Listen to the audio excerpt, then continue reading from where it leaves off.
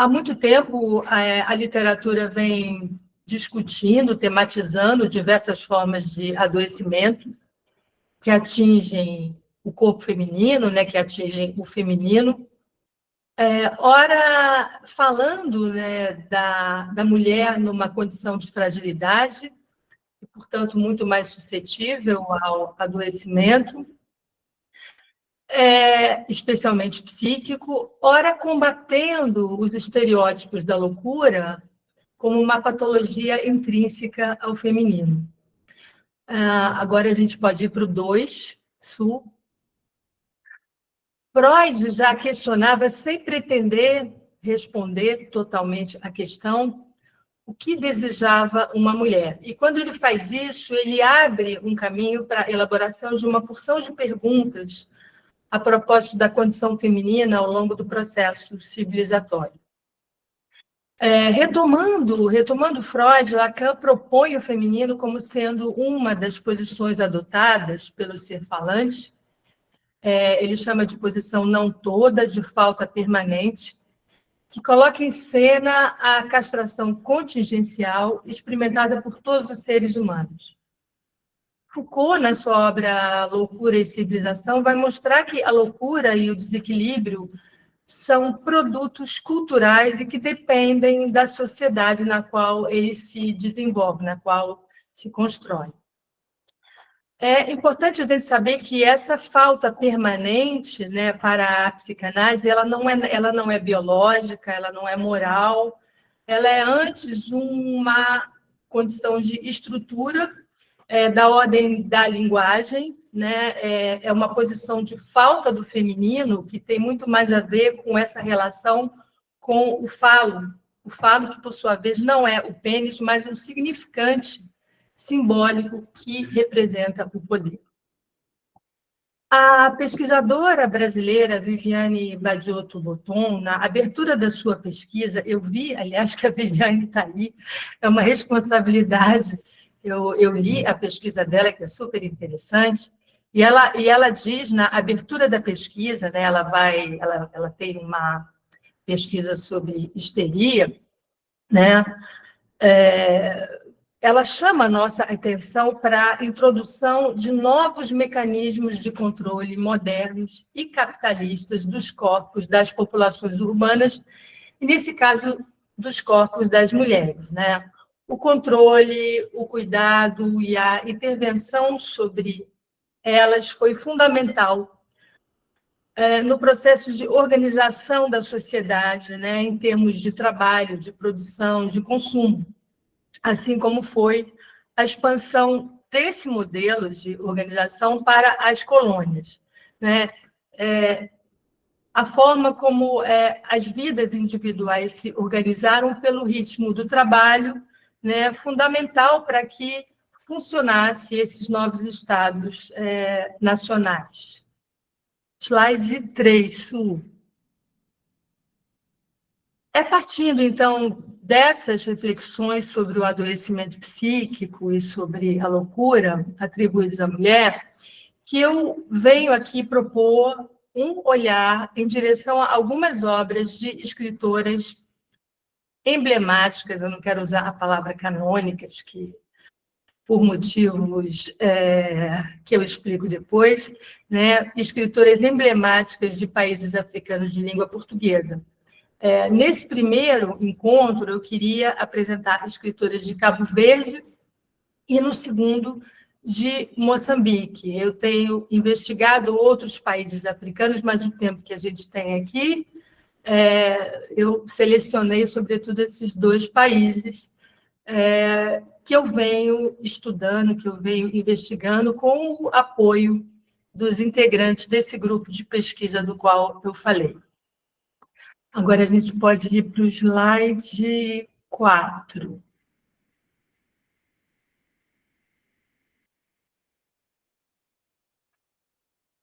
Slide 4. Sim, slide 4. Então, eu começo a discussão com Cabo Verde e eu vou agora trazer, eu tenho que ler aqui, né, as palavras de Dina Salustio. Ela diz o seguinte: Qualquer tentativa de abordar a cultura e a literatura do arquipélago implica em entrar na geografia que a moldou e a marcou. Vale lembrarmos algumas observações de estudiosos da cultura cabo-verdiana sobre a importância dessa geografia, dessa condição insular, porque ela é de fato avassaladora na condição existencial e psíquica dos habitantes do arquipélago. Slide 5, Sul.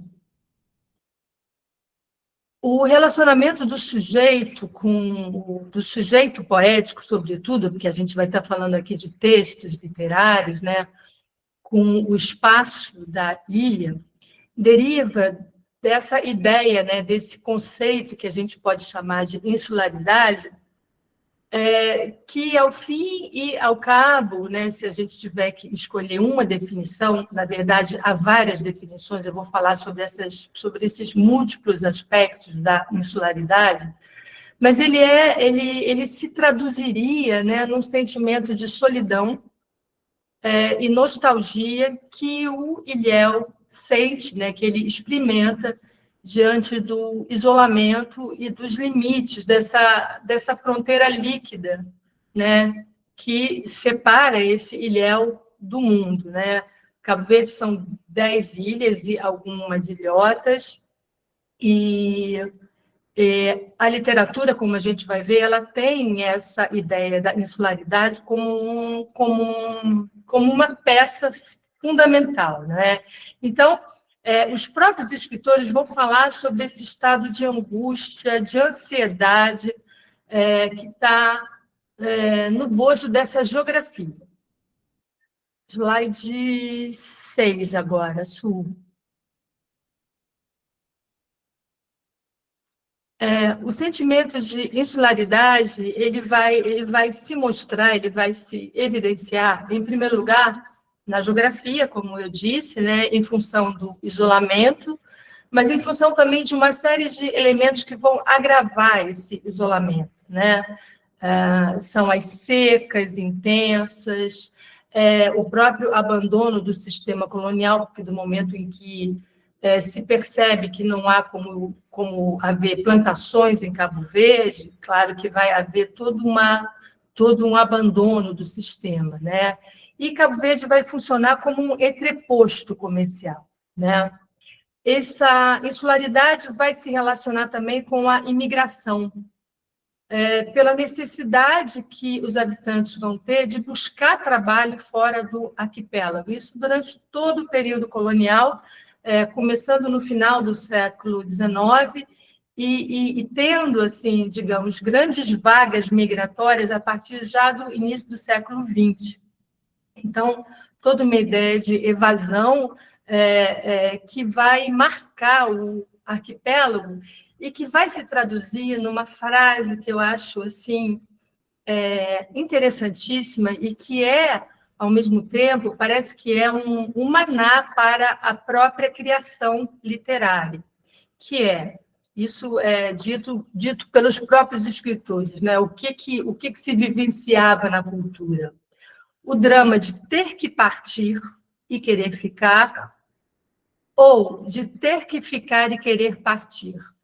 Porque essa necessidade de sair da ilha para buscar trabalho, quase sempre gerava essa situação ambivalente, né? Então, esse drama, né, expresso nessa frase que eu acabei de falar, ele vai fornecer uma matéria-prima para a literatura e vai se tornar um dos temas mais expressivos da cultura do arquipélago.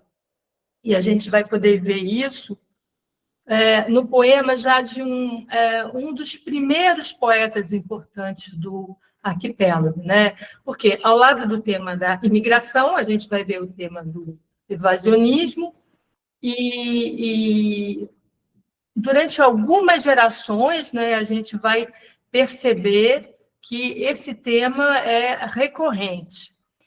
Até que em 1930, a gente vai ter, na década de 1930, a gente vai ter uma geração de poetas que vai pensar uma identidade nacional, e esses poetas vão lançar um lema, que é fincar os pés na terra, optando justamente para pensar a cultura. Esse fincar os pés na terra seria: vamos pensar o que nós somos, vamos pensar a nossa identidade.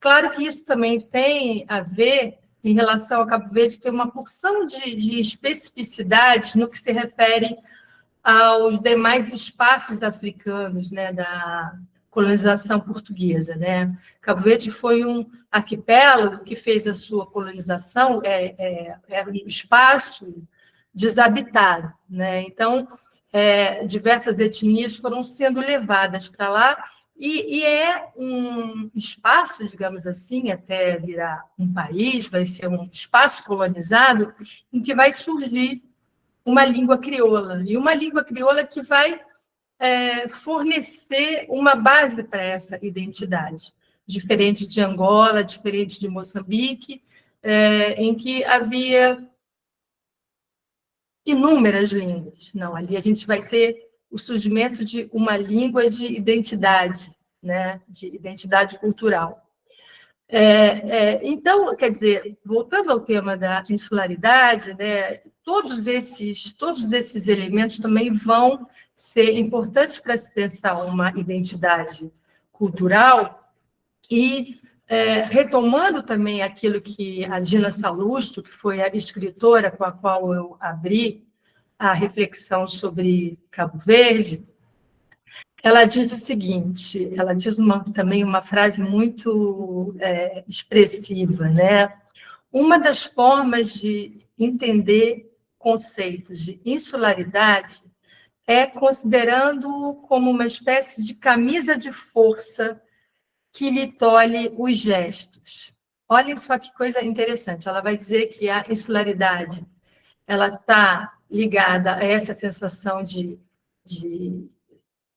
prisão, de obstáculo, né, em função de toda essa geografia inóspita, digamos assim, mas mais adiante ela vai dizer que essas condições acabam por ser também um maná, portanto, uma fonte para que o poeta possa criar, né? O poema Dia, do poeta Jorge Barbosa, que é o primeiro poeta dessa geração que vai pensar uma identidade cultural, não vai pensar ainda uma independência em relação a Portugal, mas vai pensar uma identidade cultural, né? O primeiro poeta, né, que faz parte de uma geração já de outros poetas, né, é uma tríade, na verdade. Um desses poetas, chamado Jorge Barbosa, né, no poema Dia, traduz muito bem essa frase que a Dina Salustio, né, essa ideia de camisa de força, que a gente vai dar uma olhada no poema no slide 7. Slide 7.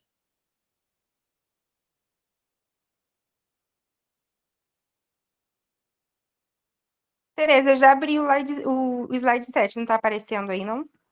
Não.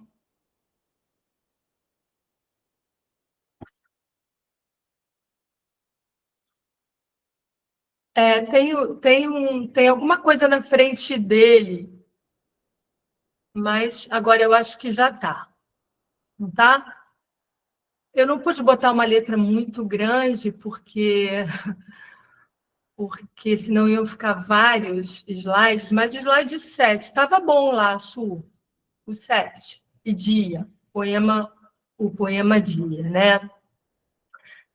Realmente dá toda uma ideia de paralisia, de freio, né? Isso, gente, eu tô fazendo esse preâmbulo porque eu queria que vocês percebessem como é que essa geografia do arquipélago ela tem um papel realmente fundamental, que veio já se expressando no final do século XIX, com esses primeiros poetas, né, que seriam, assim, digamos, eu tenho o maior cuidado com as palavras, né, que vão pensar, que vão ainda, né, pensar essa identidade embrionária até essa geração de 1930, que já vai pensar a identidade cultural cabo-verdiana como um projeto mesmo, né, pegando a frase, né, cunhando a frase fincar os pés no chão e pensar os problemas do arquipélago,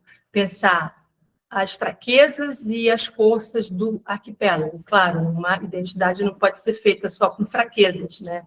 Tem que ser feita também com orgulho, né? Agora, eu acho que a gente já pode entrar nesses textos de autoria feminina que eu queria apresentar aqui para vocês, no slide 8, slide 8. E eu selecionei 2 textos, eu posso mandar esses textos para vocês.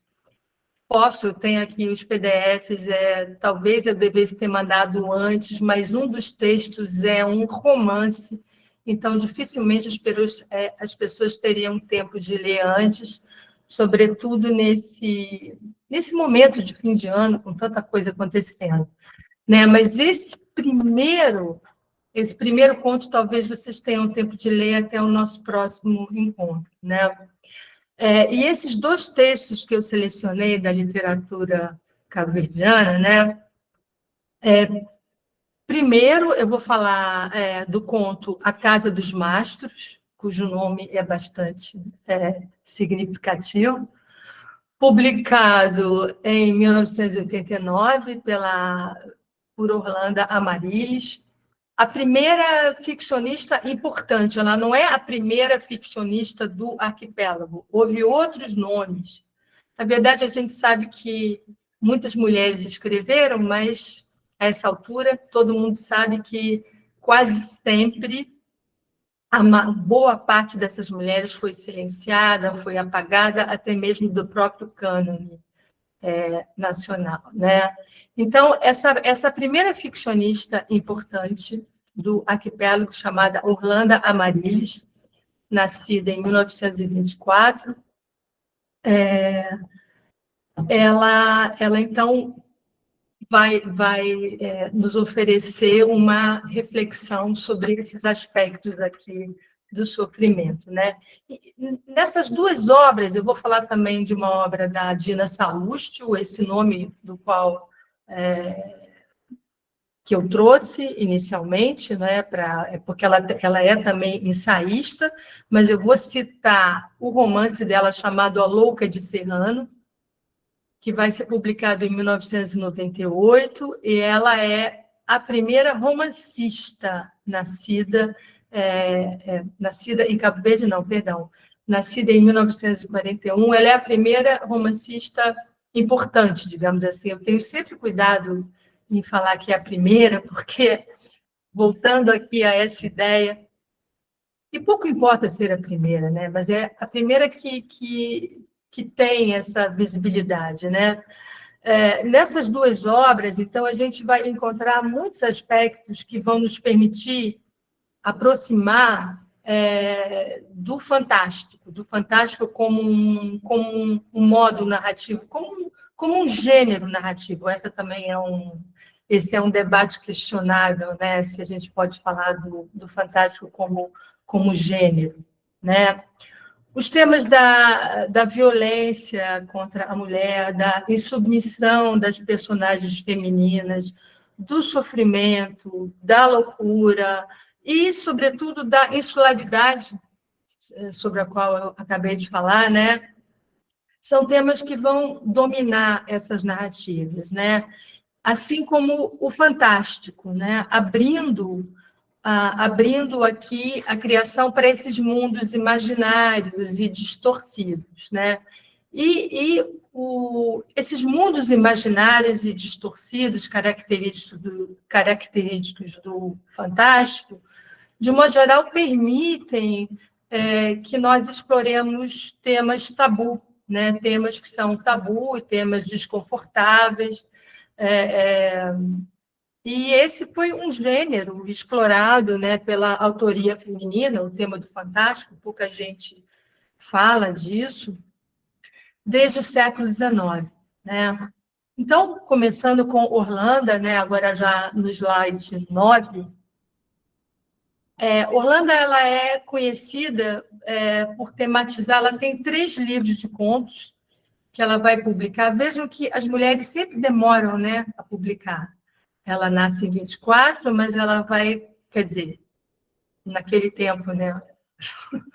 Ela nasce em 24 e ela vai publicar o seu primeiro livro de contos em 74. E os temas predominantes são esses, né, dos quais eu falei, mas especialmente a ideia do exílio também, que é um tema decorrente da evasão. Orlando mesmo acaba indo viver fora do arquipélago. As pessoas iam para fora, seja para buscar trabalho, seja para estudar, né, buscar espaços diferentes, né, espaços nos quais eles pudessem ter outras experiências. E a Orlando, então, vai ter o tema do exílio, o tema da insatisfação, o tema da inadequação das personagens, diante também de várias formas de violência cotidiana que ela vai explorar nos seus contos. E as protagonistas da obra da Orlando são sempre mulheres, são quase sempre mulheres sós, que é uma expressão que uma pesquisadora da USP, já falecida, a professora Aparecida Santilli, usa, né? Ela tem todo um estudo para falar dessas mulheres sós e da solidão das mulheres na obra da Orlando. Então, agora já era para ter passado o slide 10, eu não passei. Su, desculpa. Eu acho que agora a gente já vai para o slide 11, que eu vou falar praticamente do conto, né? Desse conto, A Casa dos Mastros, e do que acontece ali, né? Na Casa dos Mastros, esse conto, A Casa dos Mastros, a gente vai acompanhar uma trajetória de solidão, frustrações amorosas,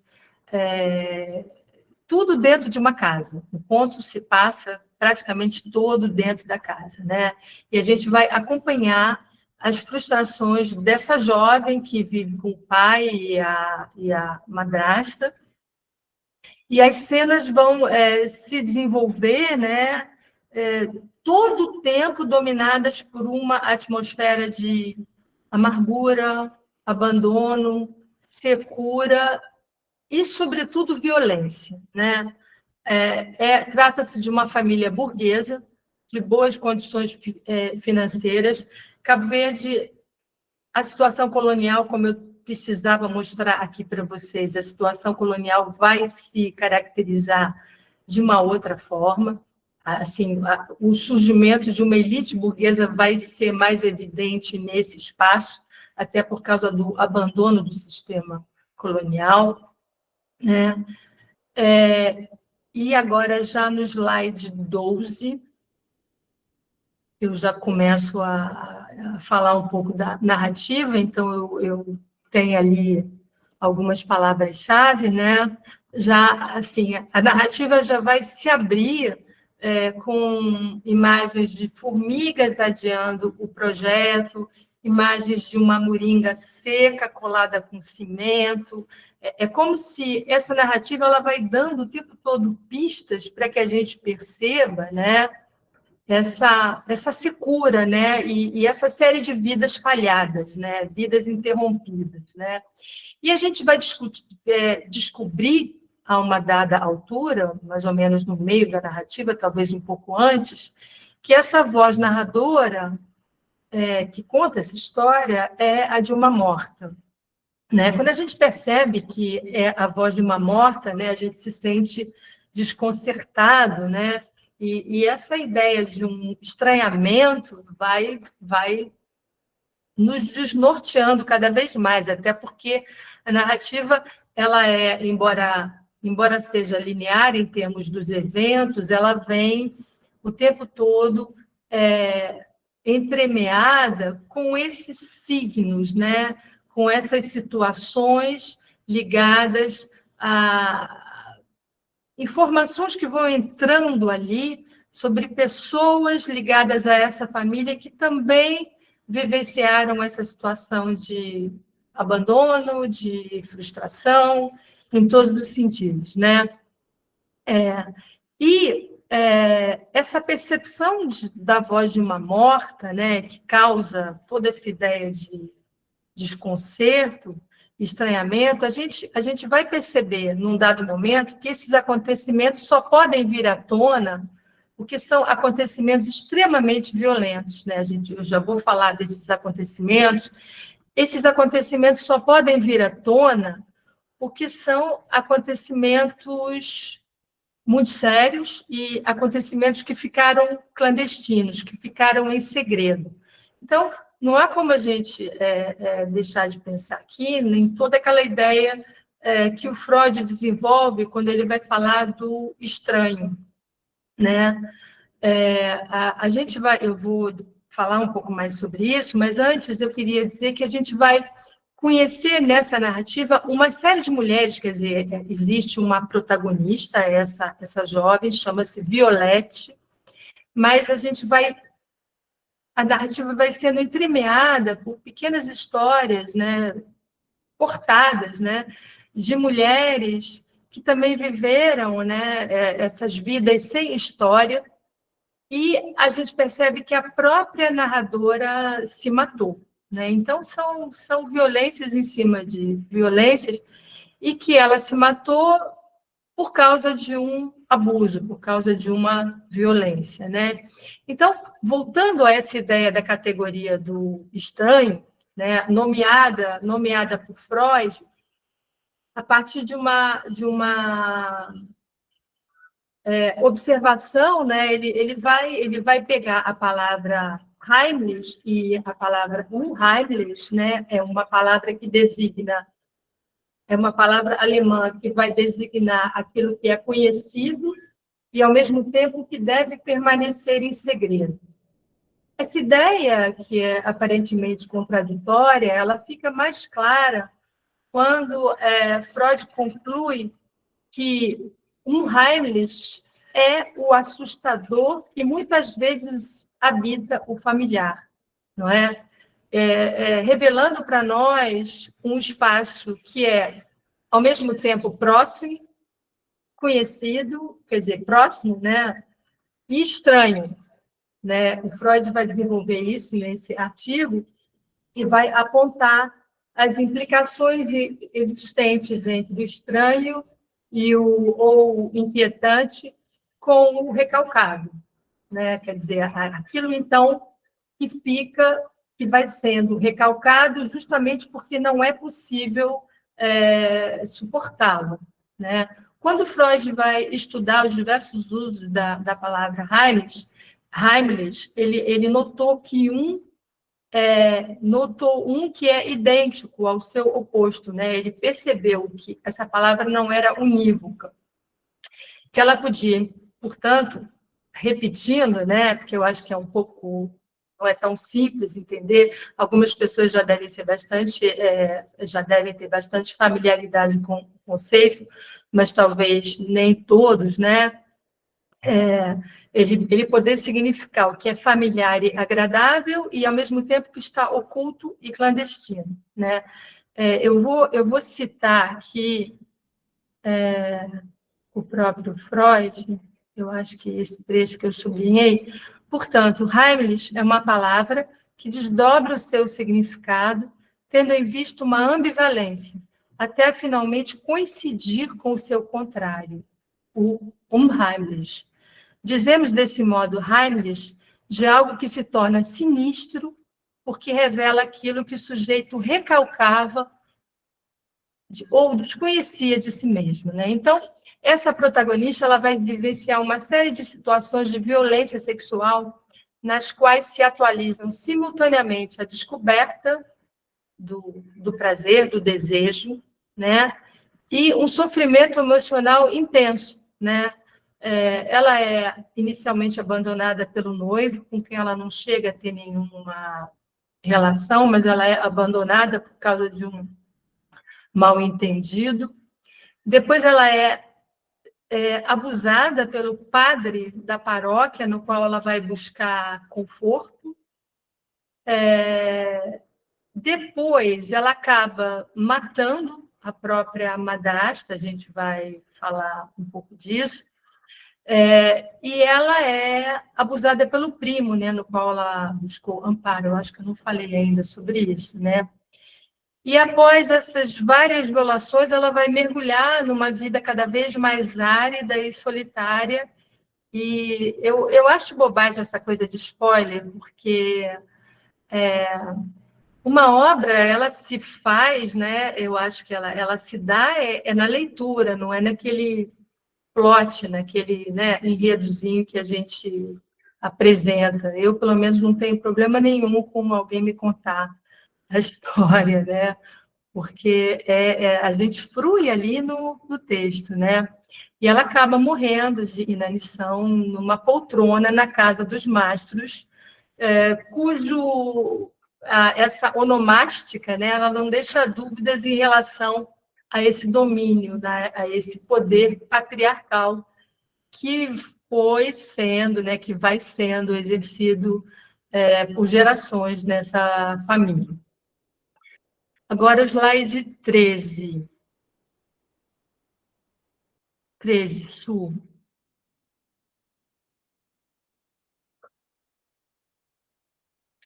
Slide 13. As atitudes da protagonista e os fatos que se desenrolam ao longo da narrativa vão nos conduzir ao exame das imagens da histeria, porque a palavra histeria ela é indiciada, aliás, independente de ser indiciada, a gente perceberia isso, mas a palavra é indiciada no conto na voz da narradora, né? Na apresentação que a narrativa faz do momento em que o pai de Violette, né, manda botar um mastro na casa, porque a casa já tinha um mastro, mas quando o pai de Violette se casa com a segunda mulher, a mãe de Violette havia morrido, ele manda botar um novo mastro na casa e a narrativa, então, surge a seguinte frase: brisa louca, justamente junto com os mastros, brisa louca, ecoando por entre os mastros, criava sons de menina histérica.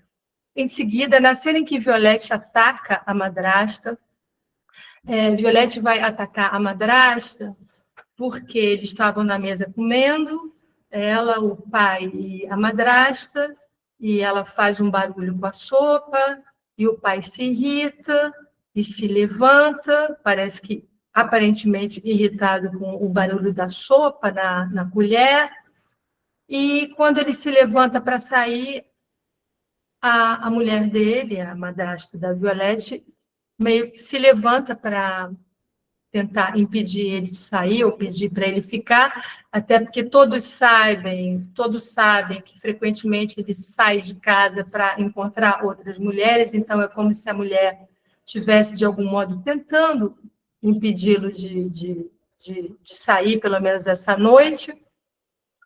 E quando a mulher se levanta, a Violette também se levanta, aparentemente para ficar do lado da madrasta, mas ela dá uma reviravolta na cena e, em vez de atacar o pai e ficar do lado da madrasta, ela ataca a madrasta, né? A gente lê a seguinte frase no texto. Um arrepio percorreu Violette da cabeça aos pés, voltou-se para a madrasta e bateu-lhe uma, duas, mais vezes nos ombros, à toa.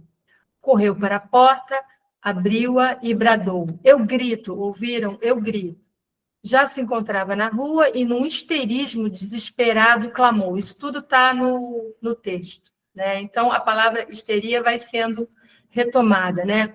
Agora, além desse indício, dessa palavra no texto, vários são os momentos em que esse esse campo da histeria, né, como foi descrito e estudado por Freud, vai se atualizar.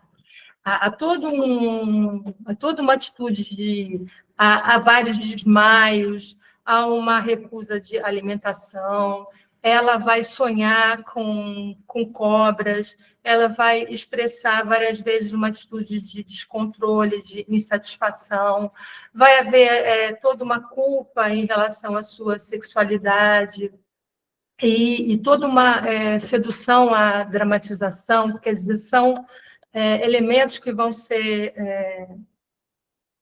estudados por Freud nos seus primeiros textos sobre histeria, né? E tanto para Freud como para Foucault, os transtornos psíquicos, além de uma forma de chamar a atenção, foram modos de existir e de resistir. Isso aqui é muito interessante, né? Porque pensar, né, nessa ideia, né, da histeria como resistência, que eu acho que a Viviane, que está aqui, vai poder falar um pouco mais sobre isso, porque justamente seria muito bom ela trazer essa discussão, né? Eu não vou nem me explorar muito esse tema, porque eu queria aproveitar essa presença, né, realmente importantíssima aqui para mim, esse debate. Bom, no texto O Mal-Estar na Civilização, o Freud vai definir o adoecimento neurótico como uma forma de resistência, como uma tentativa de manutenção de um projeto de felicidade. Isso é muito incrível. Esse texto, realmente, eu acho que é um texto ao qual a gente tem que voltar sempre, né? O Foucault vai entender a loucura como uma possibilidade de fuga dos novos mecanismos de controle modernos e capitalistas, né? E a histeria vai ser estudada por Freud como um transtorno psiquiátrico de somatização, né? Enfim, toda essa ideia de como é que o corpo vai manifestar, né, esse adoecimento, e esse sofrimento emocional intenso. Então, ela seria provocada, segundo Freud, por conflitos reprimidos, sobretudo da ordem sexual, que encontram expressão corporal, encontrariam, vamos usar essa palavra, né, encontrariam expressão corporal em ataques, crises, contraturas, espasmos, desmaios, incapacidade de comer, paralisia, e a gente vai ver essas situações atualizadas aqui. As pessoas acometidas, né, desse tipo de crise apresentariam dificuldades de verbalizar as suas angústias, né? E a clínica da histeria, porque vai ser ela que vai dar origem à psicanálise, né? Ela vai se constituir como uma das bases principais para toda essa descoberta do inconsciente, né? E, consequentemente, o surgimento da psicanálise. Slide 3. Eu vou, provavelmente, só conseguir chegar até a Casa dos Mastros, para a gente ter um tempo para discussão, tá bom, Vitor?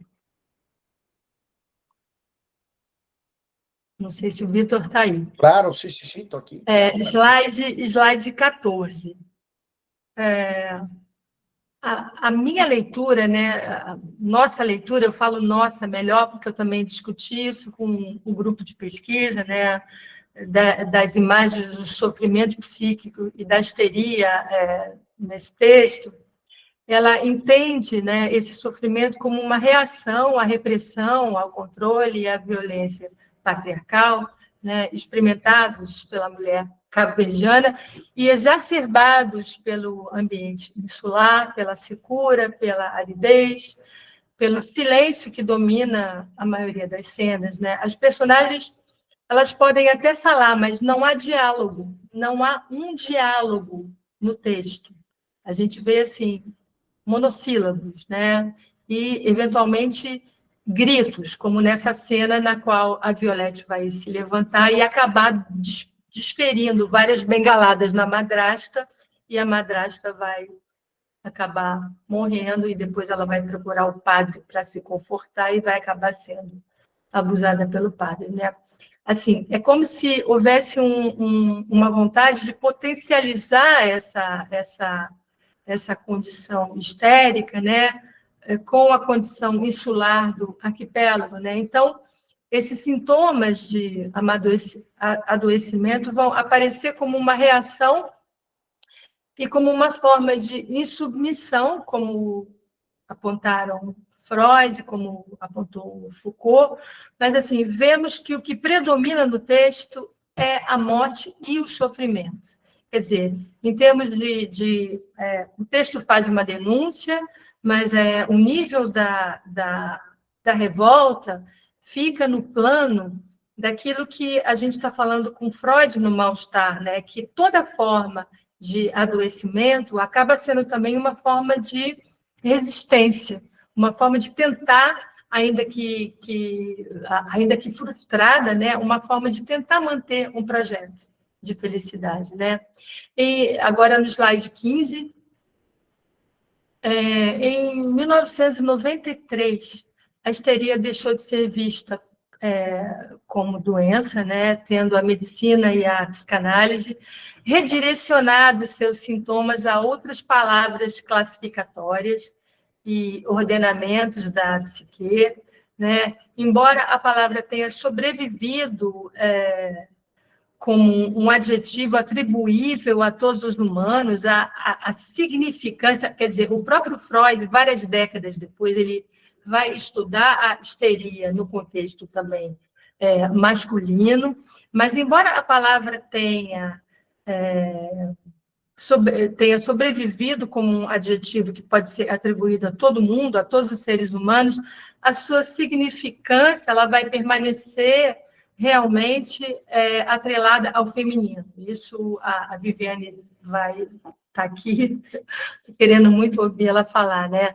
Na linguagem cotidiana, a palavra continua sendo associada, né, à loucura, à mentira, à alteração, à irracionalidade, ao exagero característico do feminino. Quando a gente usa essa palavra, quase sempre a gente atribui ao feminino, até porque nos primeiros momentos, quando o Freud começa a observar, né, antes dele dizer que aquilo eram sintomas, várias pessoas que estavam também naquele processo de observar atribuíam esses sintomas à falsidade, à mentira, ao exagero, característicos do feminino, né? Então agora eu acho que eu vou parar, né? Porque o próximo texto eu teria que tomar um tempo e a gente não teria condição de debater. Eu posso voltar, se não houver desejo de debater, mas eu posso voltar ao próximo texto e continuar com o próximo texto, que é um texto já mais atual, né? É um texto já de uma escritora de uma outra geração, então ela não vai apenas falar, ela não vai apenas denunciar e mostrar um adoecimento, ela vai também oferecer, ela também vai propor nesse texto estratégias de resistência, estratégias de reverter esse adoecimento, de alguma maneira fazer frente e combater, que é o texto A Louca de Serrano, da Dina Salustio. Também um texto que vai se valer do fantástico, né? Eu acho que é muito interessante a gente navegar nesse espaço do fantástico, e A Louca de Serrano, ele mergulha ainda mais fundo no fantástico. Mas vamos, se possível, abrir um pouco para o debate, ouvir as pessoas, né? Não sei se a Viviane está aqui. Acho que não está mais. Ela está aí. Tereza, estou aqui sim. Oi, Viviane. Eu fiquei realmente muito feliz, porque a Viviane tem uma pesquisa fabulosa que eu acompanho, né, e li, e nem ouso falar muito tendo a sua presença aqui. Eu acho que é você que tem que abrir um pouco esse debate como uma especialista. Obrigada. Eu não estou conseguindo abrir meu vídeo aqui. Ou vocês estão me vendo? Não estão me vendo, né? Eu abri a câmera, mas não. Enfim. Você não consegue, né? Mas tudo bem, a gente está te ouvindo. Daqui a pouco você consegue. Então, aqui eu sou aluna do professor Victor, né? Sou aluna, estou fazendo agora sobre. Agora abriu. Fazendo a pesquisa sobre a Rosário Castellanos, as latino-americanas. Mas eu, assim, agradeço muito, agradeço o gesto também, porque talvez um dos gestos mais significativos, assim, dos estudos, né, feministas, lermos né, umas lemos as outras, então, obrigada, leitura. E vou falar um pouquinho da pesquisa. Eu acho que você já, assim, já apresentou o que era a pesquisa partiu do Foucault, porque o Foucault tem uma concepção do diagnóstico, né? Para o Foucault, o diagnóstico ele é delineador e delimitador das manifestações subjetivas, né? Das manifestações da subjetividade. Então, a partir do momento que o diagnóstico aparece, o diagnóstico ele é cerceador, ele estabelece limites. Nos estudos dele sobre histeria, ele traz na verdade, nos estudos sobre loucura, ele traz essa ideia de histeria, falando mais do caso específico do Charcot, no hospital da Salpêtrière, né, em Paris, onde o Freud também foi estudar e aprender sobre a histeria, que todas as manifestações histéricas eram alguma forma de fuga, né, ou de resistência diante do próprio diagnóstico, ou diante do próprio controle. Então, eu acho que você fez uma leitura, assim, bem interessante, eu gostei muito, porque, de repente, está pensando nessas personagens dentro do livro que eu não li, mas com essa expressão de loucura, mas também com essa expressão de resistência, né? Então, obrigada.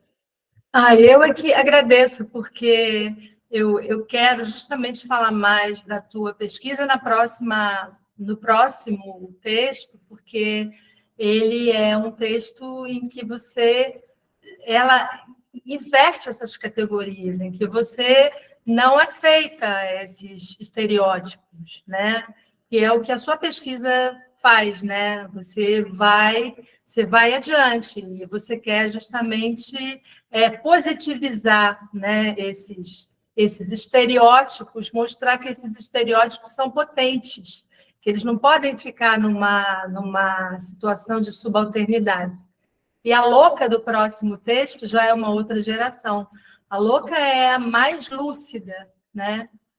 Justamente, é a mais lúcida, aquela que aponta estratégias, aquela que reage. Eu acho fundamental que a gente se leia, né? Eu realmente gosto imensamente de travar conhecimento com colegas assim como o Vitor, porque o Vitor ele cria pontes.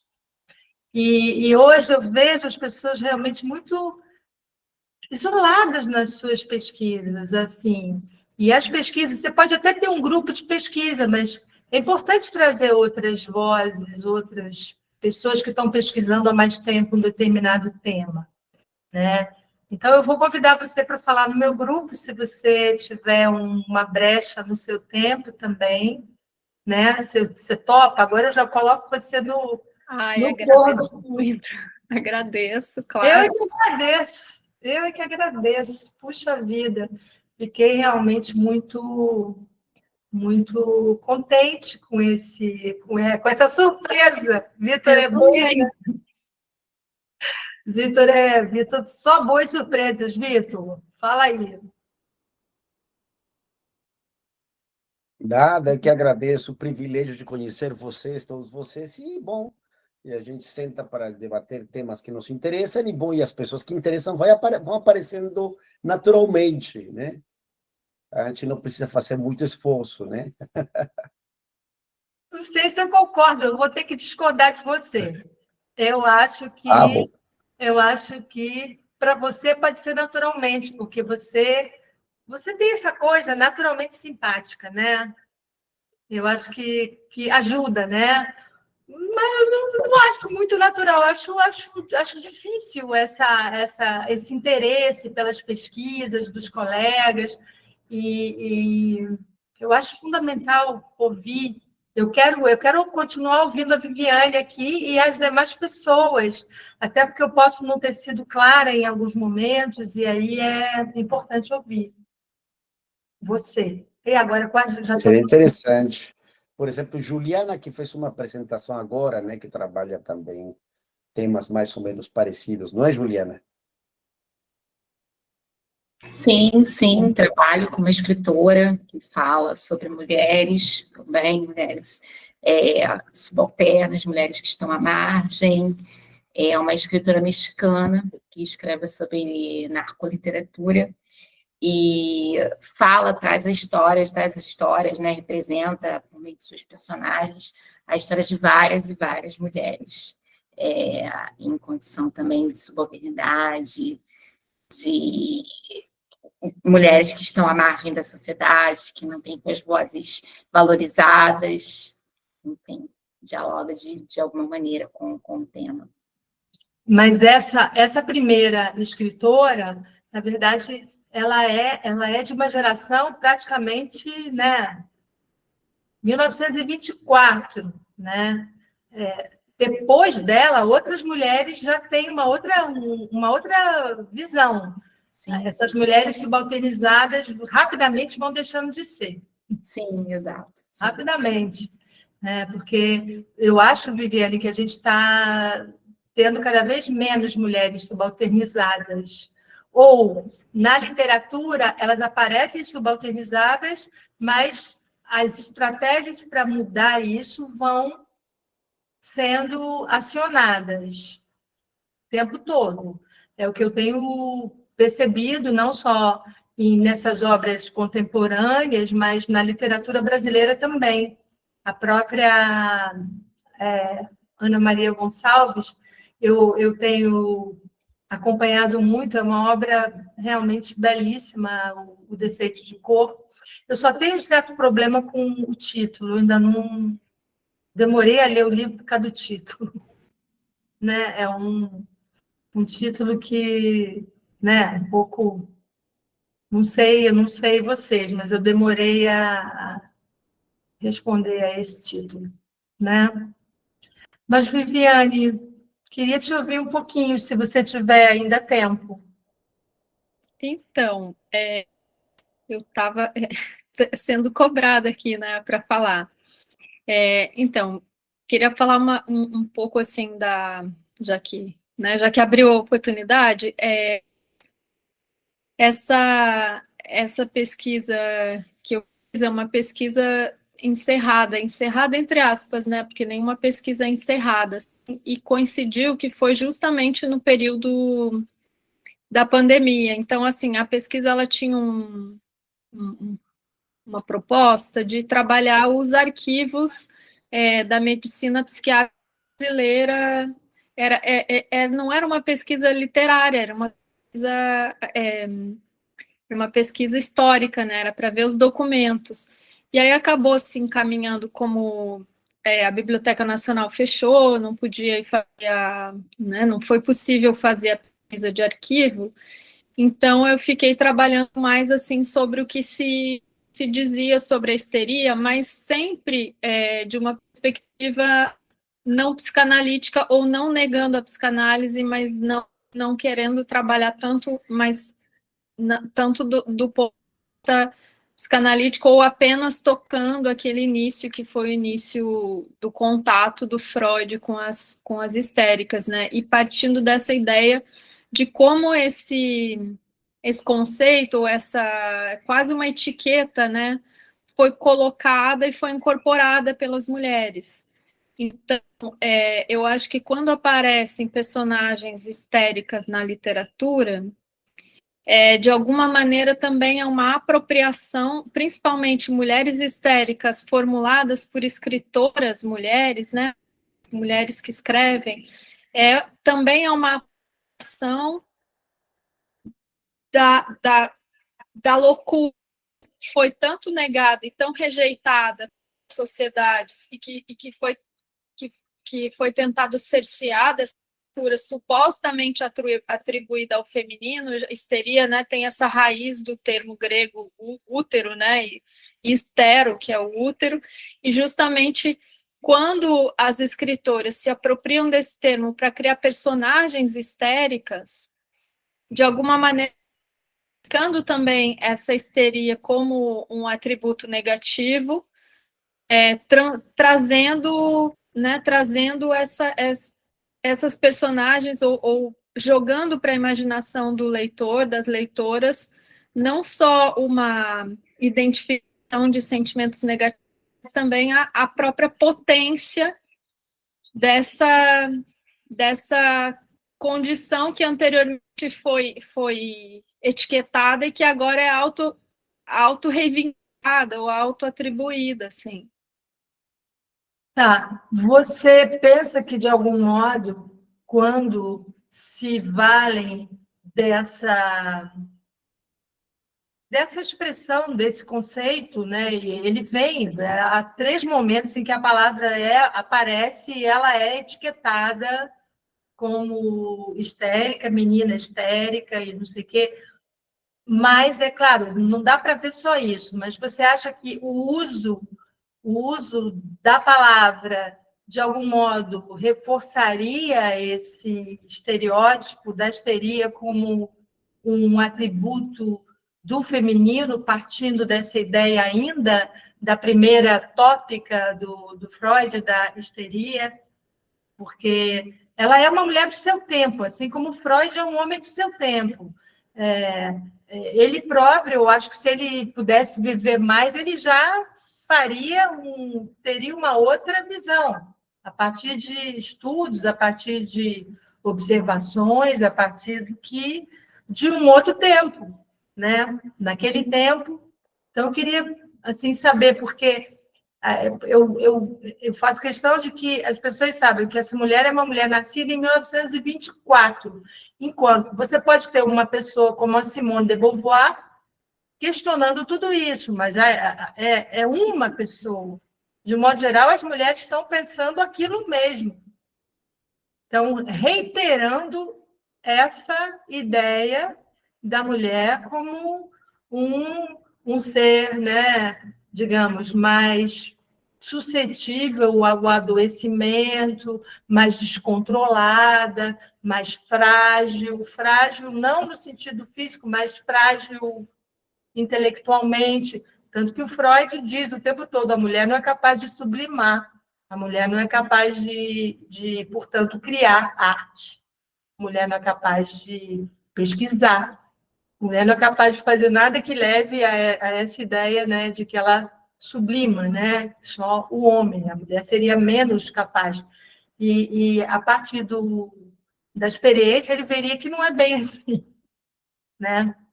Que não é nada assim, nada assim. Mas você não continuou mais com a pesquisa? Você abandonou a pesquisa, Viviane? Vamos dizer assim, que fui pesquisar outras coisas e deixei a pesquisa. Porque eu encerrei, foi um período de 2 anos, né, que eu fiz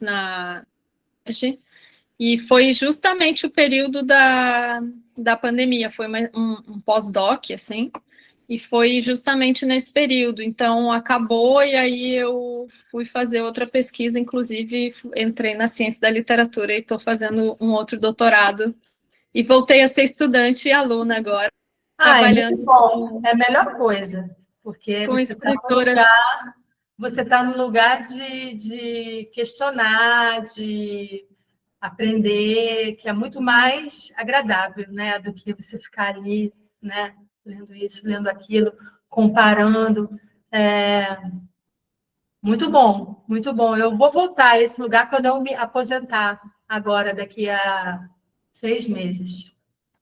Olha, então, mas pensando na sua pergunta, fiquei pensando assim, porque a Rosário Castellanos, que inclusive o escritora que eu estou trabalhando agora, estudando, o Victor é conterrâneo, né, da Rosário Castellanos, e escreveu um artigo sobre ela agora, que repartiu com a gente lá no Classroom. Eu não li ainda, porque acho que foi feito essa semana.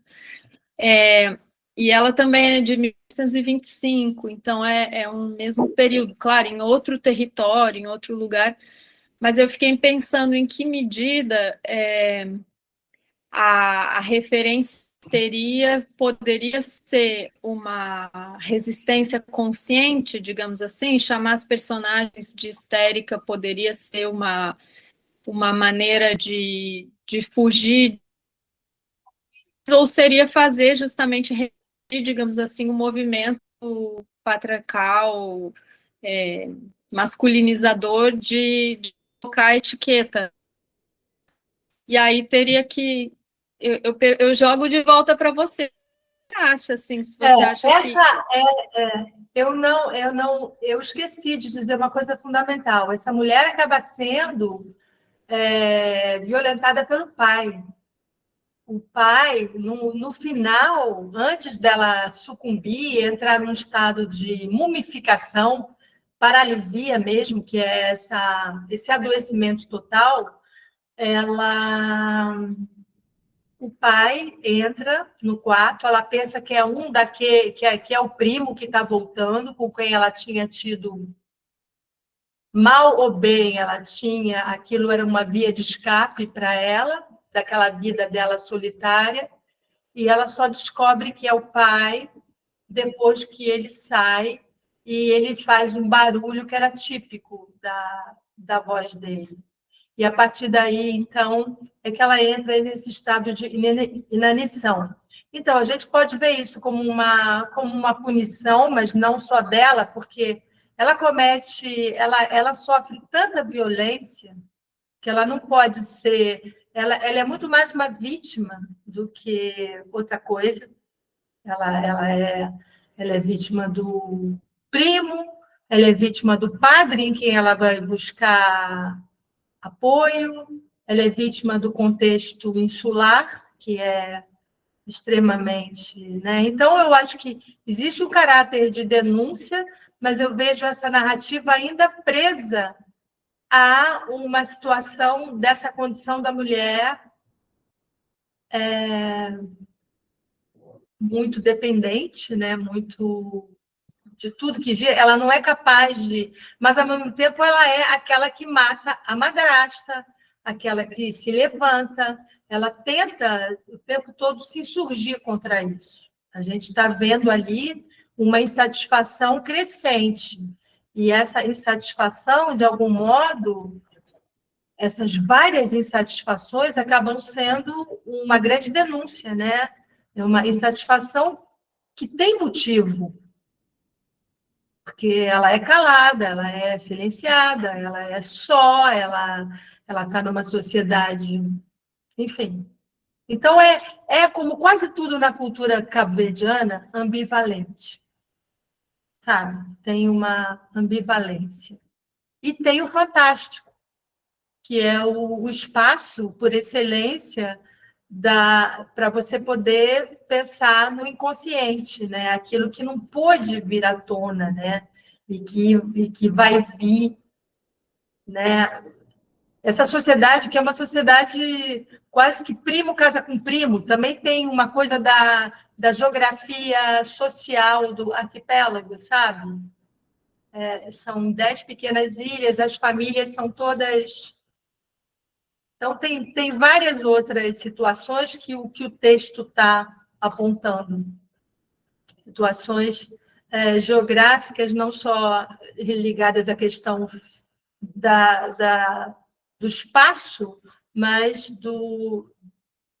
de como essa sociedade se organiza, né? Dessa geografia social, como eu falei.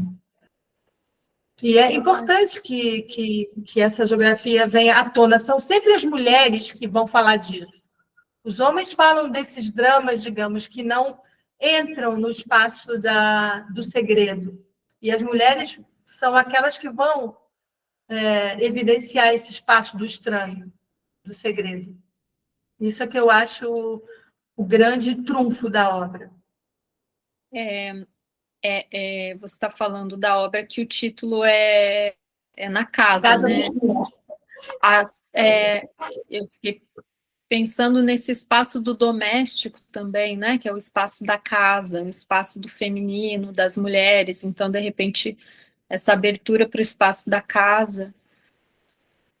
O espaço da casa que acaba sendo quase que o arquipélago, quase que o espaço do arquipélago, porque é uma família muito emblemática do arquipélago. É a ilha, a casa é a ilha. Burguesa, não pobre, né? Uma família burguesa. Eu pensei bem, assim, porque eu também não sei em que medida pensei na histeria, porque o próprio Freud, né, quando ele falava que a histeria era uma forma, falava mais ou menos a forma de chamar atenção, né, de contar ou escenificar, né, colocar em cena mesmo, né, fazer a mise-en-scène do sintoma, da sintomatologia da histeria é uma maneira de contar sem problemas para o psiquiatra, né? Então, o gesto literário, né, dessa escritora trazendo essa personagem com tanto sofrimento, parece expressar, né, isso que você está falando, assim, toda a cultura, mas também pode ser uma maneira de fazer, de mostrar, né, de chamar atenção para esse tipo de opressão, de violência, um pouco nesse gesto histérico também, nesse movimento histérico aqui, meio que pensando alto, porque realmente não li a obra, né? Então estou aqui atribuindo. Não, acho que você fez uma ótima articulação, porque, e na verdade, ela é a primeira a fazer isso, porque ela pega um outro aspecto ela pega esse outro aspecto da insularidade, que é a insularidade de todas essas situações que estão ali no inconsciente, que ninguém traz à tona e que são as mulheres que trazem à tona. As violências, os abusos, né? Os poetas vão falar do isolamento, da ambivalência de ter que partir e querer ficar, da evasão, da angústia, mas eles não vão entrar nesse espaço mesmo da sexualidade e da violência, e são sempre as mulheres que vão enveredar por aí. Mas eu penso, pelo menos é o que eu tenho acompanhado, assim, sabe? É o que eu tenho. E eu vou continuar um pouco nessa pesquisa do sofrimento, seguindo a sugestão do Vladimir Safatli, porque eu acho que o sofrimento, e aí pensando com você, com a questão do capitalismo, do neoliberalismo, ele é cada vez mais intenso e cada vez mais normalizado e tratado com medicamentos, em vez de ser evidenciado. Ele é tratado com medicamentos, ele tem que ser anestesiado, as pessoas não estão preparadas, e eu acho que falar de sofrimento ajuda a visibilizá-lo, ajuda a questionar esses fundamentos, né, essas origens do sofrimento, e sobre tudo isso que você, né, levantou, a relação entre neoliberalismo e capitalismo, que o Safatli discute o tempo todo, e sofrimento psíquico. As mulheres são as mais atingidas nessa relação. Ainda são. Eu não aguento, sabe o quê? A gente está falando de sofrimento e traz as mulheres, porque estatisticamente, não é feminismo, é estatística. Estatisticamente, há muito mais sofrimento no campo feminino, né? Então, independente da pessoa ser ou não feminista, a gente está lidando com evidências. A literatura ela está lidando com algo que está acontecendo aí na sociedade, que está vindo para o texto. Então, eu digo, olha, para aqueles alunos que se incomodam com o discurso que eles acham que é feminista, isso não é feminismo, a gente está tratando, isso não é só feminismo, isso é uma discussão sobre o sofrimento que está evidenciada. Sinto muito. É um pouco isso. Então, eu vou continuar no sofrimento, mas eu acredito, antes dessa pesquisa, a minha pesquisa era sobre as imagens de felicidade, de desejo de felicidade. Na verdade, Viviane, eu acho que a gente pesquisa a mesma coisa, a vida toda. Você pode mudar de tema agora, mas esse tema tem a ver com o teu tema anterior, porque se você não tiver um interesse apaixonado que tem a ver com você por esse tema, você não segue nele, né? Eu penso assim, pelo menos, não sei. Todos estão costurados. Você não acabou com esse tema, você passou para outro, mas esse outro está relacionado com ele. E tem tudo a ver, assim, tem tudo a ver. É só, sei lá, como se fossem coisas diferentes, assim, né? E às vezes algumas questões do próprio curso da vida, assim, que eu comecei a dar aula e fui fazer esse projeto, e aí Victor estudando pensamento latino-americano. Olha, o assim, mundo é muito engraçado. É muito engraçado que o Vitor e você estão aí desenvolvendo, né, pesquisa e pensando. Fiquei muito feliz com essa descoberta. Vou poder, então, contar com você para falar para o meu grupo quando você quiser. Não tem compromisso agora no final do ano, não, que isso não quero te chatear. Quero que você vá no momento que você estiver disponível. Tá? Eu me sinto lisonjeada. E como o Victor falou, temos as nossas colegas aqui também, os colegas também, né, independente do gênero, assim, a Juliana apresentou um trabalho para a gente hoje, incrível, assim, das pensadoras latino-americanas sobre a Lugones, Ai, que Lugones. bom, eu queria ter assistido, Juliana. Pena, A ela Juliana está falou saindo. que tem que sair, a Lugones. Juliana, então, quando você for apresentar, eu quero saber, eu vou pedir ao Vitor para me avisar. Eu acho que o pessoal está saindo, pelo que eu estou vendo aqui, porque a gente já está na hora. Sim. Tá, obrigada. Vou passar Obrigada, a palavra para o Vitor. Não, foi a Maria Lugones, como que se chama a outra? A Oxo Curiel. Isso, a Oxo Curiel. E a Maria Galindo. E a Maria Galindo, isso. Teve aí três pequenos textos que dialogavam muito, né, entre si. Os três textos eram muito breves, né, e todos eles dialogavam muito bem entre si, eram complementares. Que beleza, Vitor. Juliana foi muito potente. Desculpa.